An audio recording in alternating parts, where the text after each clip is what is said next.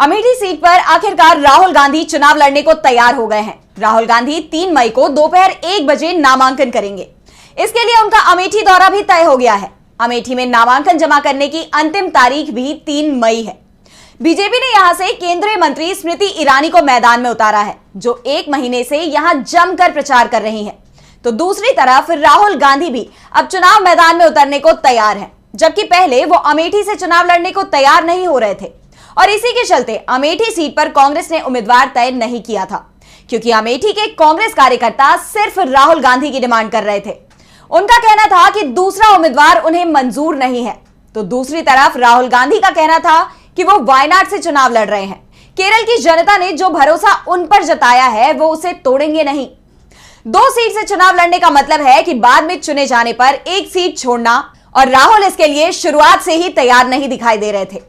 दरअसल वायनाड सीट पर राहुल गांधी का नाम कांग्रेस की पहली लिस्ट में ही घोषित हो गया था। 26 अप्रैल को वायनाड में वोटिंग भी हो चुकी है और वोटिंग के बाद जो फीडबैक कांग्रेस को मिले हैं उससे पूरी पार्टी खुश दिखाई दे रही है। साफ है, राहुल गांधी वायनाड सीट से एक बार फिर बड़े मार्जिन से जीतते हुए दिखाई दे रहे हैं। वायनाड कांग्रेस के लिए बेहद जरूरी है, क्योंकि दक्षिण भारत में राहुल गांधी का जादू चलता है। सिर्फ केरल में ही नहीं, पूरे दक्षिण भारत में राहुल गांधी की उपस्थिति का कांग्रेस को फायदा मिलता है। इसका बड़ा उदाहरण केरल में 2019 के लोकसभा चुनाव है। 2019 में केरल में कांग्रेस की स्थिति कमजोर बताई जा रही थी, लेकिन राहुल गांधी के वायनाड से चुनाव लड़ने का ऐलान होते ही पूरी पार्टी जोश में आ गई।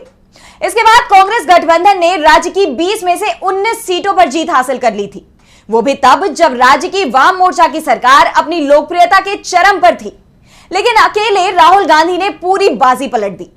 बाद में जरूर कोरोना के चलते स्थिति बदली और 2021 के चुनाव में वाम मोर्चा अपनी सरकार को बचाने में कामयाब रहा, लेकिन इस समय वाम मोर्चा के 8 साल के शासन को लेकर प्रदेश में जनता के बीच नाराजगी दिखाई दे रही है।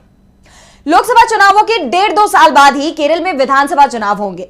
राहुल गांधी को इस बात का एहसास है कि अगर वो केरल का प्रतिनिधित्व करते हैं तो इसका फायदा कांग्रेस पार्टी को लोकसभा चुनावों के साथ विधानसभा चुनावों में भी मिलेगा। इसलिए वो सिर्फ केरल से चुनाव लड़ने की अपनी बात पे अड़े हुए थे, लेकिन अब पार्टी के दबाव में वो अमेठी सीट से भी चुनाव लड़ने को तैयार हो गए हैं। दरअसल अमेठी सीट पर कांग्रेस कार्यकर्ता लगातार दबाव बना रहे थे कि राहुल गांधी को इस सीट पर चुनाव लड़ना चाहिए।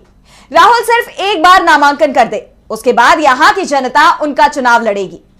अमेठी में केंद्रीय मंत्री स्मृति ईरानी के खिलाफ 5 साल की एंटी इनकम्बेंसी साफ साफ दिखाई दे रही है।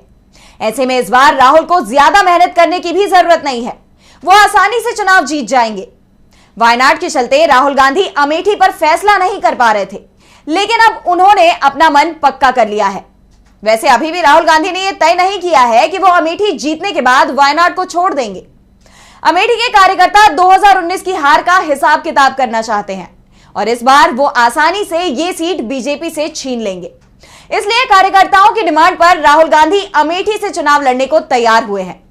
ऐसे में यह सवाल जरूर बना हुआ है कि दोनों सीटें जीतने की सूरत में राहुल गांधी किस सीट को अपने पास रखेंगे, वायनाड या फिर अमेठी, क्योंकि दोनों ही सीटें राहुल गांधी के बेहद करीब हैं।